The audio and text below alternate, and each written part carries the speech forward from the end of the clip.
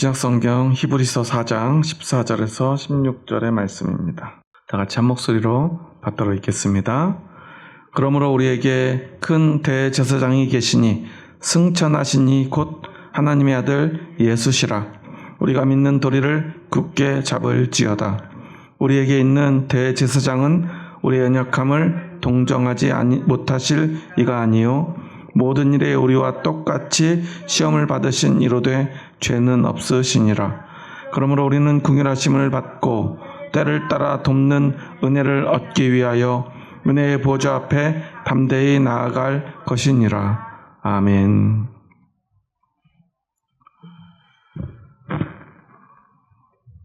오늘 본문의 말씀은 우리가 너무나 잘 아는 말씀이죠. 무엇보다 때를 따라 돕는 은혜를 얻기 위하여 은혜의 보좌 앞에 담대히 나아간다는 이 고백은 우리 그리스도인들에게는 금과 옥조 같은 고백의 말씀입니다. 여러분들은 오늘 은혜의 보좌 앞에 나오셨습니까? 여러분 하나님 앞에 나올 때 여러분에게는 어떤 마음이 앞서십니까?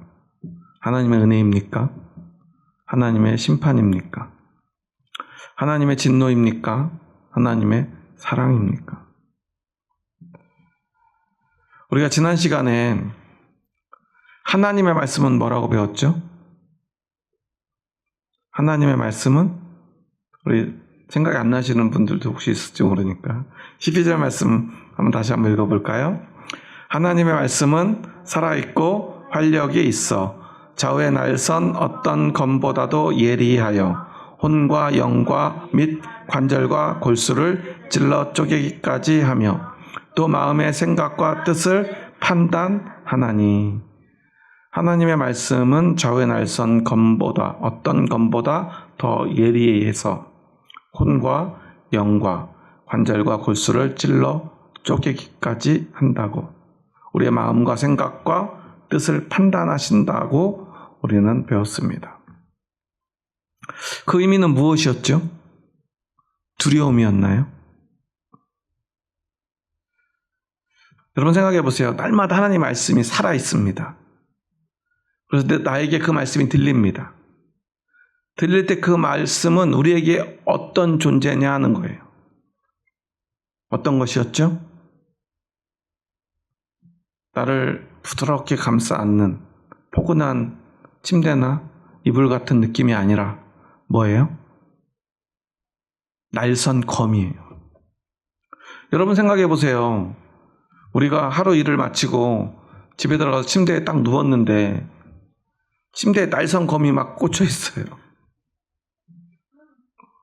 무서워서 잠을 잘 수 있겠습니까? 예전에 어떤 차력쇼 보면 그런 장면을 본 적이 있어요. 못으로 된 침대에 눕는 장면이었어요. 물론 못이 촘촘하게 박혀 있더라고요. 그래서 아마 무게가 분산되지 않았을까 싶지만 여러분이라면 그런 침대에 눕고 싶습니까? 못을 막 박아놓고 그 위를 막 걸어가요. 아무리 거기에 무슨 트릭이 있다고 하더라도 그 발이 안 아플까요? 실수로 그 못이 발에 박힌다고 상상해 보십시오. 생각만 해도 끔찍하죠? 우리에게 하나님의 말씀은요, 그 못보다 세상에 있는 어떤 검보다 더 날선 예리한 검이라는 거예요. 그런데 우리는 하나님의 말씀을 어떻게 생각해요? 보통 하나님의 은혜의 말씀, 사랑의 음성 이렇게 표현하죠. 왜 그런다고 그랬죠? 우리 다시 한번 지난 시간에 배운 거니까 13절 말씀도 한번 다시 읽어볼까요? 함께 읽습니다. 지으신 것이 하나도 그 앞에 나타나지 않음이 없고 우리의 결산을 받으실 이의 눈앞에 만물이 벌거벗은 것 같이 드러나느니라. 아멘. 우리의 모든 것이 완전히 하나님 앞에 드러나고 벌거벗겨진 것처럼 다 드러나서 그것에 대해서 심판받는 날, 그날이 언제죠? 주님이 다시 오시는 날이죠. 새로운 세상, 하나님의 나라가 시작되는 날이죠. 하나님의 나라는요, 반드시 그 심판으로부터 시작됩니다. 그 심판을 지난 사람만이, 그 심판을 견뎌낸 사람만이, 그 심판에서 구원이 선포된 사람만이 하나님 나라에서 살 수 있게 되는 것입니다. 우리는 그것을 믿습니다. 그날을 기다립니다.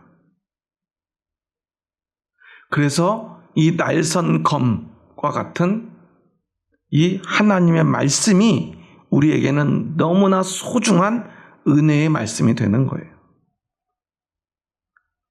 그 말씀은요, 물론 오늘 나를 찌릅니다.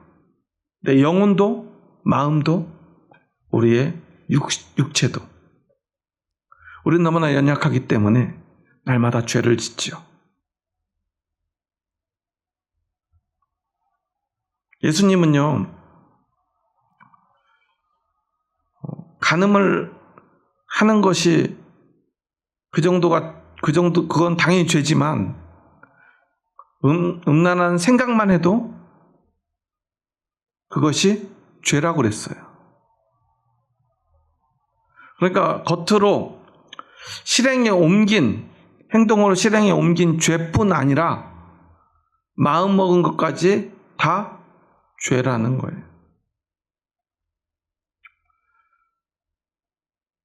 지난주에 학교 학폭을 다룬 어떤 드라마를 조금 보는데요. 이 주인공이 원래 전교 1등하고 막 공부 잘하는 학생인데, 그리고 키도 아주 조그만하고요. 그냥 눈을 보면 약간 사슴처럼 슬픈 눈을 가지고 있는 친구인데, 이 친구가 막 학폭을 저지르는 친구들의 맞서 싸워요. 근데 공부 잘하는 학생이다 보니까 그런지 싸움도 계산을 해요. 무슨 법칙 이런 거 계산하면서 어떻게 하면 자기는 힘도 없고 덩치도 작은데 이걸 힘을 극대화해서 상대를 공격할까 막 생각하면서 막 공격을 하는데요. 연출을 한 감독이 아주 연출을 잘한 것 같아요. 그 친구가 싸움을 할 때 보면요, 막 보는데 가슴이 막 두근두근해요. 조마조마해요. 그래서 도저히 못 이길 것 같은데 어떻게 이겨요. 물론 지기도 하지만. 그런 모습을 보다 보면 나도 모르게 막 손에 힘을 주고요. 나라도 저런 상황이 되면 저렇게 한번 싸워보고 싶겠다는 생각이 들 때가 있어요. 그런데 그런 걸 실행에 옮길 수 있는 사람 몇 명이나 될까요? 거기서 보면 그 친구 말고 다른 학폭 피해자들 보면요, 학폭 가해자들이 막 시키는 걸요 다 해요. 여러분들 아시는지 모르겠지만 저희 때는 그런 게 없었는데 셔틀 이런 말을 하더라고요. 무슨 셔틀이죠? 빵 셔틀. 이게 무슨 말인가 했더니 인터넷 게임에서 뭐를 이렇게 나르는 비행선인데 그걸 셔틀이라고 하나 봐요. 그래서 애들은 그런 용어를 따서 빵을 붙여서 너는 빵 셔틀이야. 너는 빵을 가져다 주는 사람이야. 돈을 줄까요? 안 주겠죠. 내 돈으로 그 아이들 빵을 사다 줘야 돼요. 우유 사다 주고요. 걔가 원하는 대로 바나나 우유인가를 갖다 놓으니까 야, 나 이제 오늘부터 딸기 우유라고 그랬잖아.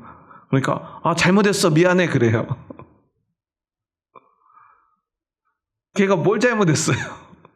그런데 어제까지는 바나나 우유 가져오라고 했는데 내일부터는 딸기 우유 가져오라고 했는데 맨날 아마 바나나 우유를 갖다 줬나 봐요.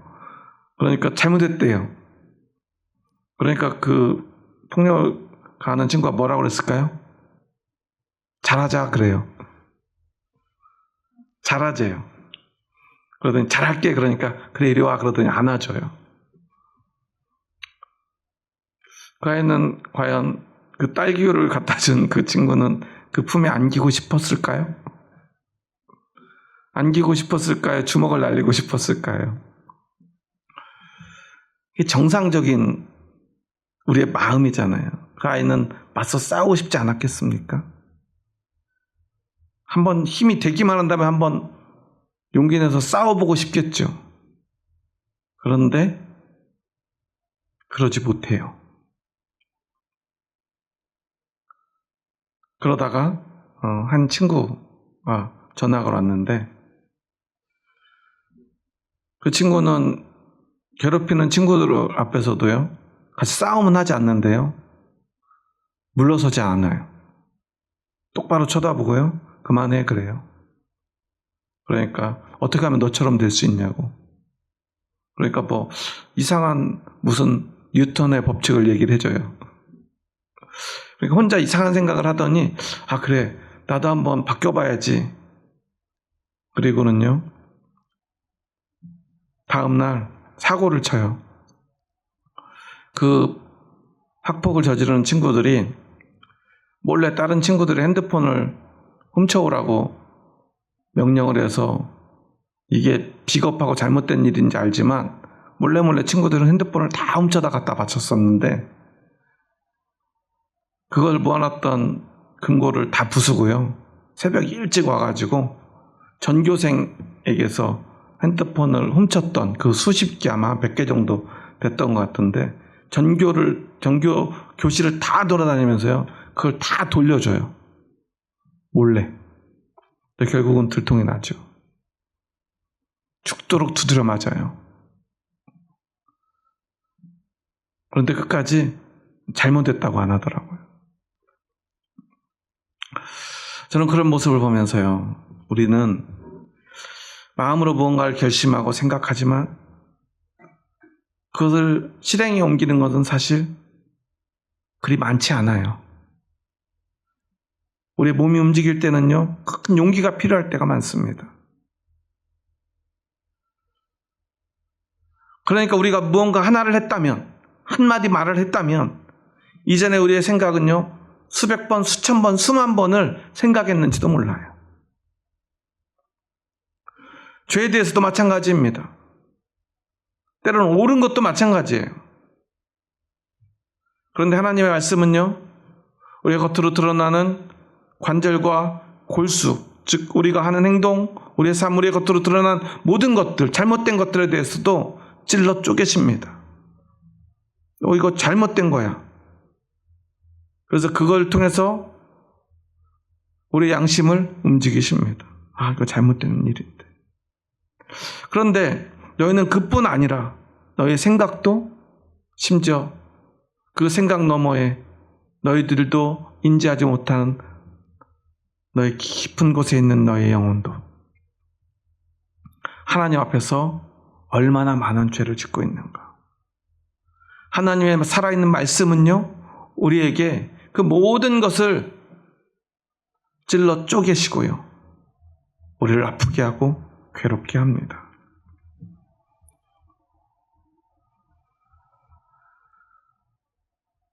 그런데 그것이 왜 우리에게 은혜인가를 오늘 우리는 생각해 보아야 합니다.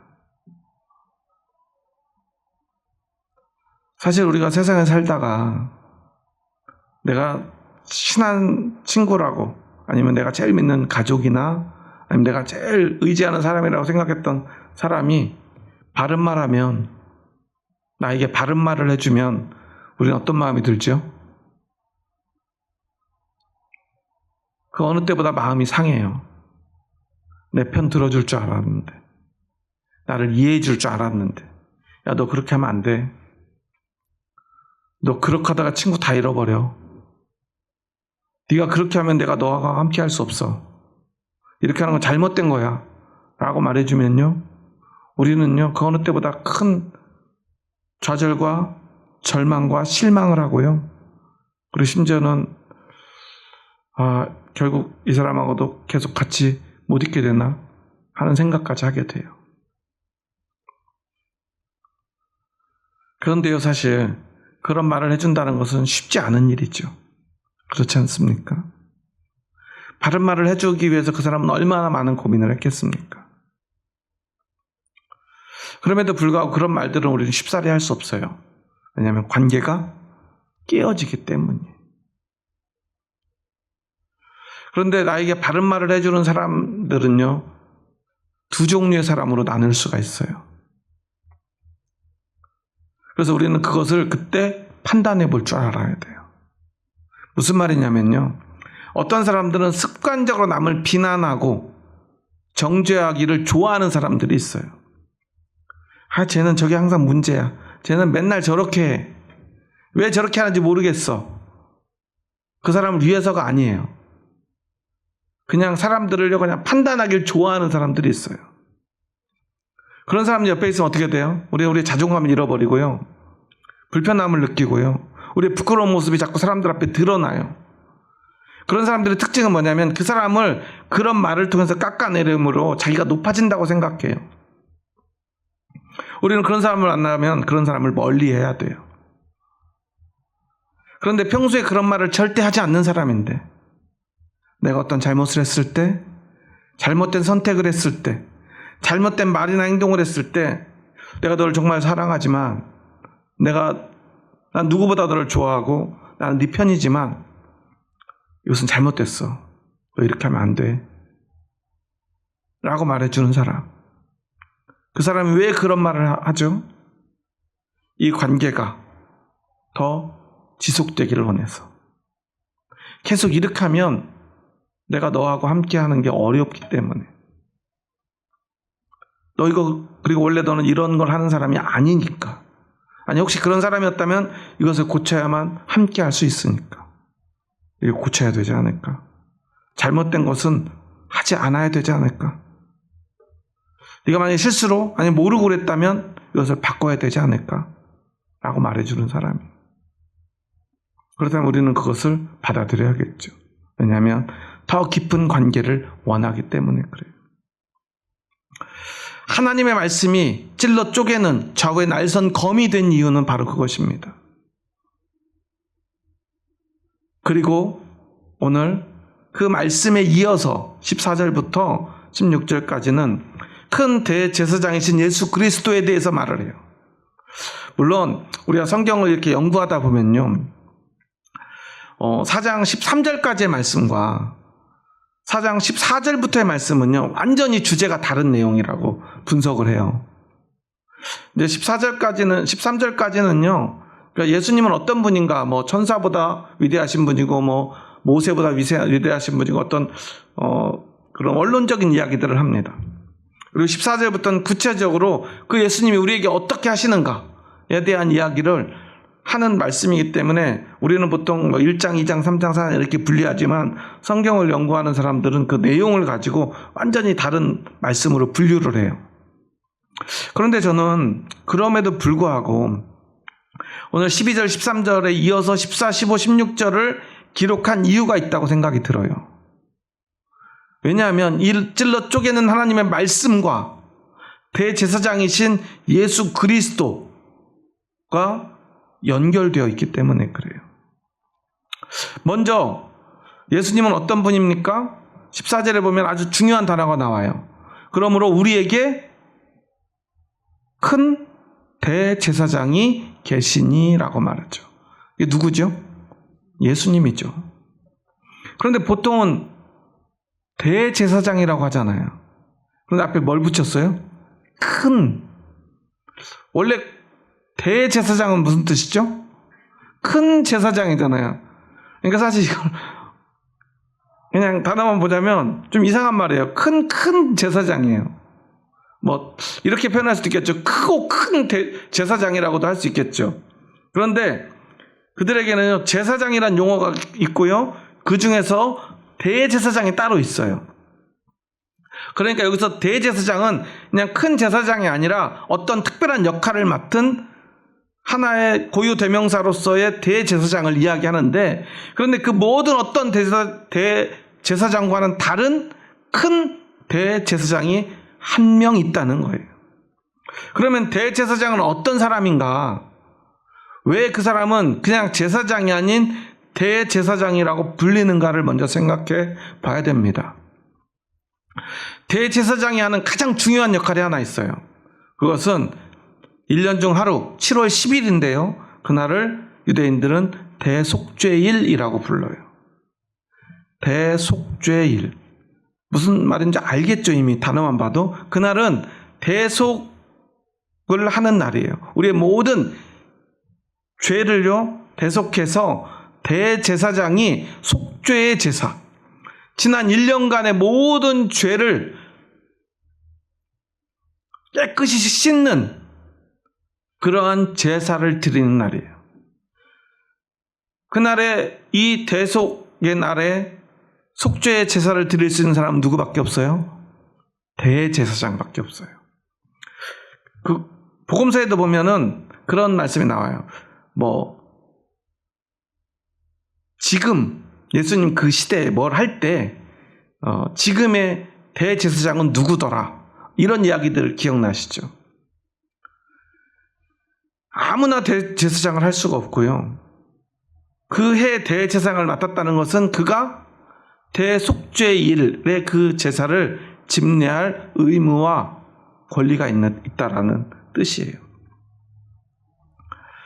그런데 대제사장은요, 아무리 그가 권한이 있고요, 대단한 사람이라고 하더라도요, 그가 할 수 있는 일은, 그가 할 수 있는 대속의 권한은 유한하다는 거예요.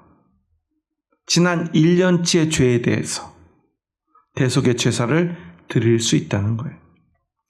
그래서 그는 아무리 위대한 대제사장이라 하더라도 그는 불완전하기 때문에 매년 7월 10일이 되면 다시 대속의 제사를 드려야 한다는 사실이에요. 대속의 제사라는 건요, 이런 거죠. 죄를 짓는 우리가 있습니다. 거룩하신 하나님이 있습니다. 우리가 하나님께 나아가고 싶고 하나님의 백성으로서 살고 싶은데, 하나님 앞에 서고 싶은데 우리에게 죄가 있어요.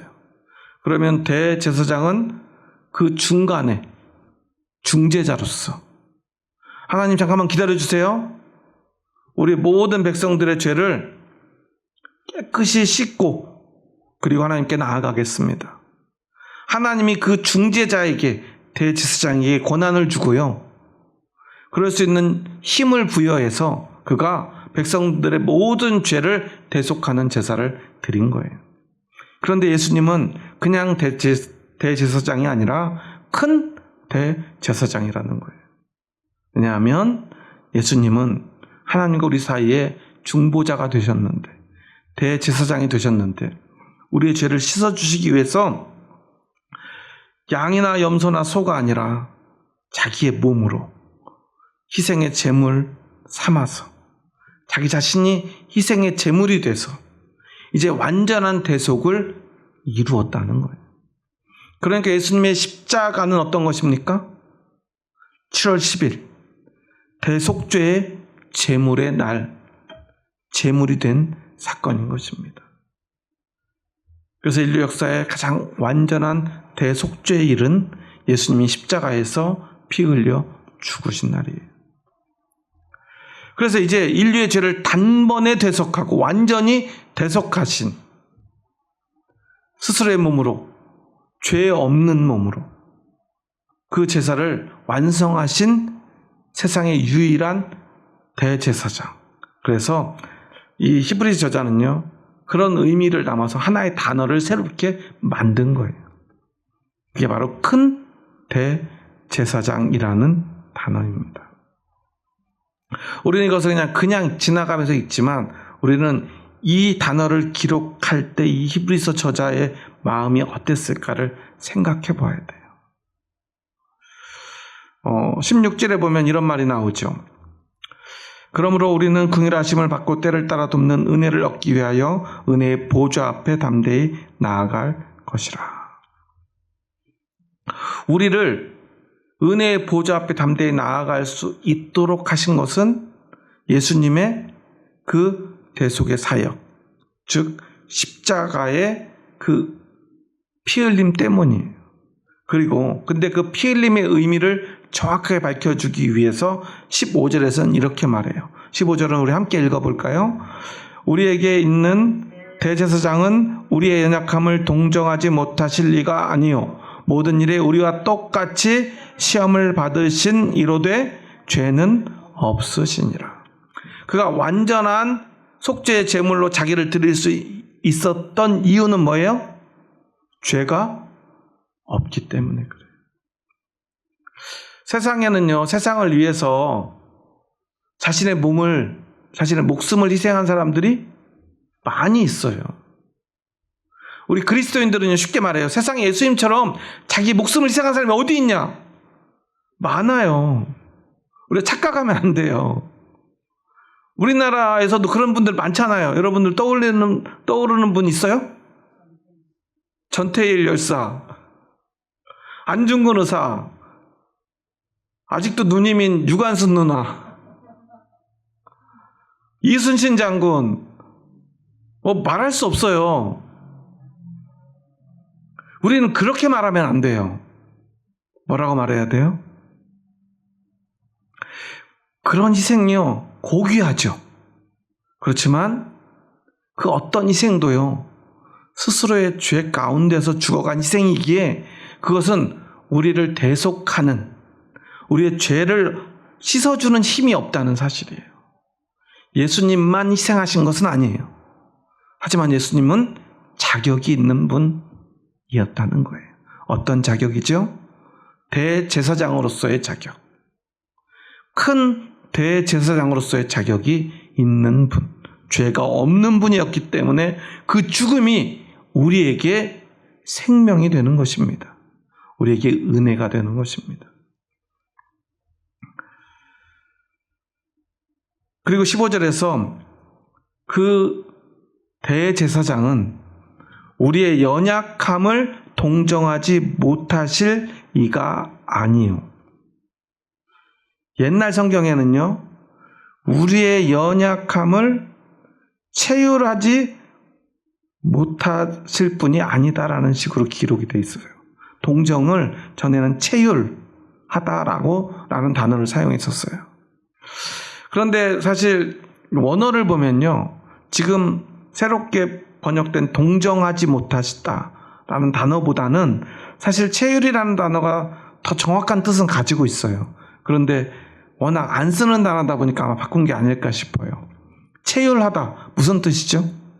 사실 잘 모르겠죠. 그 휼자는 우리가 궁휼 할 때 쓰는 단어일 것 같고요. 채자는 우리 몸 채자를 써요. 그러니까 체휼하다는 뭐냐면 처지를 이해해서 불쌍히 여긴다는 뜻이에요. 사실 비슷한 뜻이죠.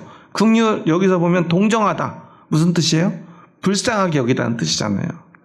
그런데 체휼하다가 왜 더 정확하냐면요, 이 동정하다, 체휼하다라고 번역된 이 단어, 쉼파데오라고 하는 단어는요, 어떤 의미를 갖냐면 그냥 그것을 그냥 아는 게 아니라 내가 그와 똑같은 삶을 살아요.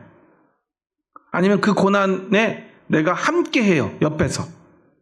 그래서 함께 고난을 당하다라는 뜻을 근본적으로 가지고 있는데, 체휼하다, 처지를 이해해서 불쌍히 여겨요. 그 말은 어떻게 처지를 이해해요? 내 몸으로 그 고통을 함께 느껴요. 체휼하다는 그런 뜻이 담겨 있어요. 내 몸으로 그 고통을 함께 느끼면서 그 사람을 불쌍하게 여기는 거예요. 예수님이 어떻게 하셨죠? 우리의 몸, 우리와 똑같은 인간의 불완전한 몸을 입고 똑같이 배고프고 똑같이 아프고 피곤한 삶을 살아요. 살아보니까 어때요? 뭘 알아요? 우리의 연약함을 알아요. 여기서 연약함은 단지 때 되면 밥 안 먹으면 배고픈 거, 과로하면 감기 걸리는 거, 이런 거 얘기하는 게 아니라요, 우리가 얼마나 연약한지 날마다 죄를 짓지 않고는 살 수 없음을 온 몸으로, 온 마음으로 느끼셨다는 의미예요. 예수님도 우리처럼 연약해요, 안 연약해요? 연약해요. 그런데 예수님은 죄를 져요, 안 져요? 그러니까 그의 삶이 어땠을까요? 힘들어요, 안 힘들어요? 힘들어요. 우리는요, 연약해서요, 죄를 져요. 근데 우리가 그 죄를 짓지 않으려고 하면 어떻게 돼요? 너무너무 힘들고 괴로워요. 견딜 수가 없어요. 사실 이런 표현이 좀 이상하긴 하죠. 죄를 짓는데 뭘 견딜 수가 없어요. 그냥 편하게 죄를 지으면서, 무책임하게 죄를 지으면서. 그런데요, 히브리 저자는 예수님은 우리와 똑같은 몸을 입고 이 땅에 오셔서 우리가 얼마나 연약한지를 아신 분이야. 그래서 우리를 동정하시는 분이야. 체휼하시는 분이야. 우리를 불쌍히 여겨. 우리와 함께 고난을 당하면서 우리의 고통이 어떤 건지를 아시며 우리를 불쌍히 여기시고 우리를 용서하시고 우리를 용서하시기 위해서 자신의 몸을 희생의 제물로 주고 우리의 죄를 씻어주신 분이에요. 그냥 저기 멀리서 야, 너 힘들지? 내가 알아 하신 분이 아니라는 거예요. 그런데 사실 예수님은 우리와 같이 힘든 게 아니라 사실 우리보다 더 힘드신 분이었다는 사실이에요. 왜냐하면 우리처럼 똑같이 연약한데 죄 없이 태어나셔서 죄를 짓지 않고 사셨다는 것. 이게 얼마나 더 고통스러웠겠습니까? 사실 예수님이 십자가에 달린 이유가 거기에 있어요. 예수님이 죄와 함께 할 수 있었으면요, 예수님은 십자가에 달릴 이유가 없었어요. 그렇지 않습니까? 제사장들에게, 바리새인들에게 미움받을 이유가 없어요. 예수님 능력 많잖아요. 적당히 도와주면서 함께 부자로 잘 살 수 있었어요. 성전에서 이렇게 셋째 기도르시고 뒤 없지 않으셨으면 예수님도 그렇게 십자가에서 끔찍하게 죽으실 이유가 없으셨어요. 로마 병사들이 잡으러 왔을 때도 베드로처럼 우리가 연약해서 베드로는 칼을 빼어서 말고의 귀를 잘랐던 거예요. 왜냐하면 두려우니까요. 잡혀가서 어떤 고문을 받고 죽을지 모르니까. 더군다나 내가 사랑하는 예수님이 그렇게 되는 게 싫으니까 칼을 빼서 휘두를 수 있는 거예요. 그런데 예수님은 절대로 칼로 사람을 상하게 하지 않아요. 예수님인들 그런 분노가 없겠습니까? 그런데 한 번도 예수님은요, 사람을 향해 채찍을 휘두르지 않죠. 사람을 향해 칼을 휘두르지 않죠. 물론 우리는 생각해요. 예수님은 칼 휘두르지 않아도 염력으로 사람을 넘어뜨릴 수 있을 것처럼 생각하지만 예수님은요, 특별한 순간에 특별한 이유로 어떤 기적을 행하셨지만 사실 기적을 그렇게 좋아하지는 않으셨던 것 같아요. 왜냐하면 그는 우리와 똑같이 연약한 몸으로 오셔서 그 연약한 채로 살면서 죄를 이겨내기도 너무나 고통스러웠기 때문이에요. 예수님이 왜 겟세마네 동산에서 땀방울이 핏방울이 되도록 그렇게 고통스럽게 기도하셨습니까? 이 잔을 내게서 옮겨 주시옵소서 하나님께 기도하죠. 왜 기도해요? 예수님 힘이 없어서 기도했을까요? 아니죠. 하나님이 허락하시는 그 일을 하는 건요, 죄가 아니지만 하나님이 하라 하신 것을 내가 내 마음대로 하지 않는 건 죄가 돼요. 그래서 예수님이 고통스러우셨던 거예요. 하기 싫은데 해야 되니까. 잔을 옮긴다는 건 누가 하시는 거예요? 하나님이 하시는 거죠. 하나님이 허락해주면요, 하기 싫은 거예요. 그럼 그때 죄가 되지 않으니까. 근데 하나님이 하라고 하는데 하지 않으면 어떻게 해요? 죄가 돼요. 하나님 앞에서 그는 죄 짓지 않는 분이었어요. 그래서 하나님이 명하신 그 일을 향해 나아가실 수밖에 없었던 거예요. 얼마나 끔찍한 고통인가 우리는 생각해 봐야 돼요. 하고 싶은 걸 하지 못하는 것이 고통스럽죠. 그런데 그거보다 더 고통스러운 건 뭐예요? 하기 싫은 걸 해야 되는 거예요. 더군다나 감당할 수 없는 어려운 걸 말이죠. 그 모든 것들을 이겨내신 분이 바로 예수님이라는 거예요. 그리고 이제 우리는 그 죄 없는 예수님을 통해서 그 예수님으로부터 우리가 받은 것은 긍휼하심이죠. 그리고 때를 따라 돕는 은혜를 얻기 위해 은혜의 보좌 앞에 담대히 나아갈 것이라고 고백하는 것입니다.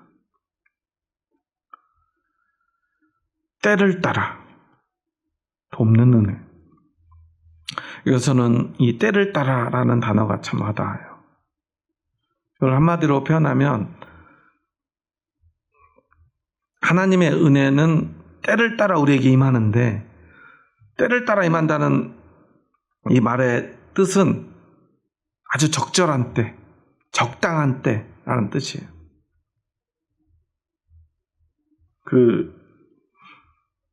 응급의료에서 보면 골든타임이라는 게 있죠.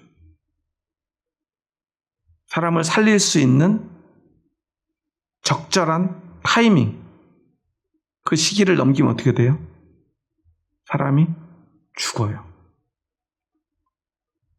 죽으면 그 뒤에 어떤 의료 조치를 하든 어떤 최신 장비가 오든 소용이 없어요. 그래서 우리에게는 이 때를 따라 적당한 그때, 골든타임이 너무나 중요해요. 근데 하나님은요, 우리에게 은혜를 주시는데 그 골든타임에, 때를 따라 우리에게 은혜를 주신다는 거예요. 그런데 우리가 신앙생활을 살다 보면 하나님이 때를 따라 은혜를 주시던가요? 진짜 돈이 필요할 때 하나님이 주시나요? 정말 우리 인생을 생각해 보면요, 참 억울할 때가 너무 많아요. 좀 잘 돼 볼만 하면 뭔 일이 좀 안 되고요. 옛날 어른들이 많이 하는 말 있죠. 갑자기 친구나 동료가 이렇게 돌아가셨다는 소식을 듣고 어른들이 제일 많이 하던 말이 지금도 기억에 나요. 아유, 그렇게 고생하다가 이제 먹고 살만해지니까 왜 갑자기 그렇게 병에 걸려 죽냐. 이런 이야기 많이 들어보셨죠? 주변에서 많이 겪어보셨죠, 이제는? 신기하게도 이상하게도 그런 일들이 우리에게 생겨요. 그러면 이 말씀은 어떤 의미입니까? 우리는 알지 못하지만 적절할 때, 때를 따라 하나님이 은혜를 주신다는 것. 그럼 이 때는 누구의 때입니까? 우리가 생각하는 때가 아니에요. 하나님의 때, 하나님이 판단하시고 결정하신 그 때에 우리에게 은혜를 주신다는 거예요. 그럼 하나만 묻겠습니다. 여러분, 오늘 하나님의 은혜 가운데 있습니까? 여러분은 지금 하나님의 은혜를 받고 살아가고 계십니까? 우리는요, 내가 언제 예수님을 믿었는지 알지 못해요. 물론 막 특별한 경험을 가지고 간증하시는 분들이 많지만 대다수의 분들은요, 저를 비롯해서 많은 분들이요, 그 때를 잘 기억 못해요. 왜냐하면 내가 정한 때가 아니기 때문에 그래요. 하나님이 어떤 그때에, 가장 적절한 그때에 나에게, 우리에게 은혜를 주셨어요. 그런데 우리는 이것을 어떻게 봐요? 여러분, 하나님의 보좌 앞에 계속 나가서 예배 드리고 기도 열심히 하고 그러면 우리가 돈이 딱 필요할 때 딱 시간 맞춰서 필요한 돈 주시고, 어떤 도움이 필요할 때 필요한 사람 딱 붙여주시고, 어떤 문제가 있을 때 내 힘으로 해결할 수 없고 진짜 이때가 너무 안 되는데 딱 맞춰서 해결해 주시고, 이런 간증 많이 들어보셨죠? 이 말씀은 그런 이야기가 아니에요. 이 은혜는요, 그런 사소한 은혜가 아닙니다. 자신의 생명을 온전히 바친 예수님이 우리를 완전히 구원하시려고, 완전히 살리시려고 자신의 생명을 바친, 우리처럼 연약하게 왔음에도 단 한 점의 죄도 짓지 않으려고 평생을 사시다가 그렇게 죄 짓지 않기 위해서 십자가에 달리신 예수님의 그 피로 우리를 살리신 그 은혜입니다. 그리고 그 은혜의 결과는 마지막에 나와요. 이게 무엇입니까? 때를 따라 돕는 은혜를 얻기 위하여 우리가 어디로 담대히 나아갑니까? 은혜의 보좌로. 은혜의 보좌는 어떤 보좌죠? 하나님의 영광의 보좌이죠. 하나님의 위엄의 보좌이죠. 하나님의 거룩한 보좌입니다.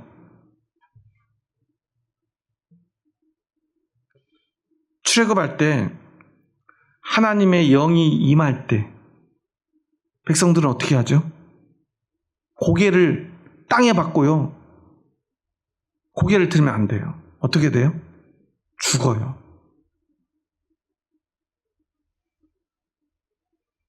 왜 죽는지 몰라요. 근데 다 죽어요. 이스라엘 백성들이 그 다음부터 어떻게 해요? 하나님을 어떻게 생각합니까? 하나님이 오시면 행복해 그래요? 야 이번 다음 주에 좀 하나님 좀 오셨으면 좋겠는데 그런 말 하는 사람이 아마 하나도 없었을 거예요. 하나님이 오신다 그러면 다 어떤 마음이 들까요? 혹시 실수로라도 고개 들어 죽을까 봐 다 두려워했을 거예요. 하나님은 두려움의 대상이었어요. 하나님의 보좌는요 모든 인류에게 죽음에 대한 공포, 영원한 심판에 대한 공포, 그리고 세상에서 우리가 갖게 되는 어떤 공포와 두려움보다 큰 두려움을 주는 곳, 그것이 바로 하나님의 보좌입니다. 그런데 이 때를 따라 돕는 은혜를 통해서 우리는 그 두려운 보좌가 어떤 보좌가 돼요? 은혜의 보좌가 돼요. 제가 강단에서 여러분 예배 시간 어떤 마음으로 오십니까? 많이 물어보죠. 오늘도 행복한 마음으로, 즐거운 마음으로, 기쁜 마음으로, 감사한 마음으로 오셨습니까? 막 교회 막 예배 갈 것만 생각해도 주일날 예배 준비부라도 가슴이 설레십니까? 제가 매일 물어보지만 설레시는 분은 많지 않은 것 같아요. 그렇다고 우리가 교회 예배를 드리러 올 때 야, 오늘 예배 드리다 나 죽으면 어떡하지? 하는 마음으로 오는 사람은 한 분도 없죠. 그렇지 않습니까? 그런데 대제사장들은요, 이 지성소에 들어갈 때 옷에는 방울을 달고요, 발목엔 끈을 묶고 들어갔어요. 언제든 하나님이 진노하시면 즉시 죽기 때문에 그래요. 대제사장들은 어떤 마음으로 그곳에 들어갔을까요? 두려운 마음으로 들어갔을 거예요. 언제나 두려웠을 거예요.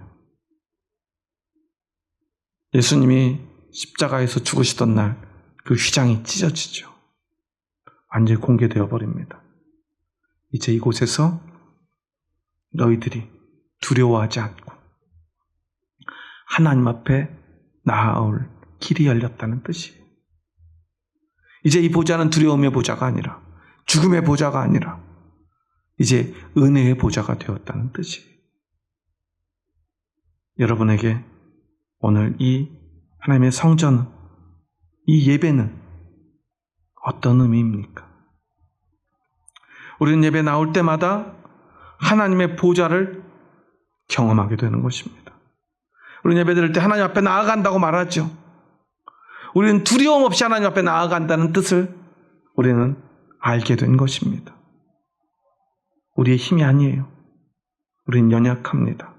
죄를 지을 수밖에 없어요. 죄를 짓지 않으면 우리는 괴롭고 힘들 수밖에 없습니다. 고통스러워서 견딜 수가 없습니다. 우리는 그런 존재예요. 예수님은 그것을 아십니다. 왜냐하면 그 모든 것들과 싸워서 이겨내셨기 때문에 그것이 얼마나 고통스러운지 우리보다 더 잘 아세요. 우리는 조금 힘들면 그냥 죄를 짓고 말아요. 그런데 예수님은 끝내 죄를 짓지 않았어요. 죄가 아예 없으신 분입니다. 어쩌면 우리보다 우리의 고통을 더 잘 아시는 분이라고 하는 것이 더 정확한지도 몰라요. 그것을 통해서 우리는 하나님의 보좌가 은혜의 보좌가 됩니다. 앞으로 돌아가서요, 하나님의 말씀이 칼처럼 나를 오늘 찌른다 할지라도 그 찌르는 칼이 오늘 나를 찌를 때 그것은 우리에게 은혜가 돼요. 왜냐하면 그 고통이 얼마나 큰지를 알 때 우리는 예수 그리스도의 은혜가 얼마나 큰지 알 수 있고요.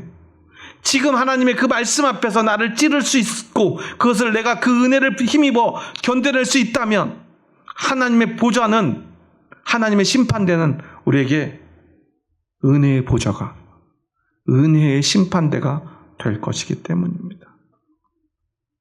그 은혜는요, 하나님의 정죄를 긍휼로 바꿉니다. 하나님의 진노를 사랑으로 바꿉니다. 하나님의 심판을 영원한 생명으로 바꿉니다. 하나님의 심판을 구원으로 바꿉니다. 우리는 그것을 믿는 것입니다. 작은 문제 앞에서 우리가 너무나 손쉬운 하나님의 은혜를 구하는 그런 얄팍한 신앙에서 우리는 벗어나야 합니다. 때를 따라 돕는 그 은혜가 그저 그냥 작은 은혜, 돈 좀 보태주시고 어려운 일 해결해 주시는 은혜로 우리는 착각해서는 안 됩니다. 우리에게는 반드시 그 영원한 심판의 때가 찾아옵니다. 그날 하나님의 칼 앞에 설 것인가? 아니면 오늘 하나님의 말씀 앞에 설 것인가? 우리는 선택해야 합니다. 오늘 예수님의 그 때를 따라 돕는 그 은혜 앞에 설 것인가? 아니면 그것을 거부하고 내 마음대로 살다가 하나님의 심판대 앞에서, 그 죽음의 심판대, 하나님의 보좌 앞에서 두려움에 떨 것인가? 아니면 오늘 때를 따라 돕는 그 은혜를 힘입어 하나님의 보좌가, 은혜의 보좌가 되는 그 기적을 맛볼 것인가? 우리는 오늘 선택해야 합니다. 날마다. 그래서 우리는 하나님의 그 날선 검이, 그 말씀이 오늘 나를 찌를 때 그 찌르는 그 말씀 앞에 감사할 줄 알아야 합니다. 감격할 줄 알아야 합니다. 그 찌르는 말씀을 오늘 내가 견디고 있다는 것은 때를 따라 돕는 그 주님의 은혜가 나와 함께 한다는 증거이기 때문이에요. 우리는 그 말씀의 검을 견뎌낼 힘이 없어요. 우리는 그 앞에 그냥 사라져버리는 먼지처럼 심판받고 영원토록 버림받는 존재일 뿐이었습니다. 하지만 하나님의 때에 우리는 그 때를 따라 돕는 은혜를 받은 자입니다. 그리고 우리는 하나님의 보좌가 은혜의 보좌가 된, 세상 사람들은 누릴 수 없는 그 은혜를 가지고 있는 복된 사람들입니다. 여러분, 이것을 기억하시기 바랍니다. 내가 가지고 있는 이것이 얼마나 크고 위대한 일인가. 이것을 기억한다면 우리는 분명히 우리의 삶을 바라보는 태도가 달라질 것입니다. 물론 여전히 힘들겠죠. 고통스러울지도 모릅니다. 가난의 문제가 기도한다고 그냥 해결되지도 않습니다. 질병이 그냥 사라지지도 않아요.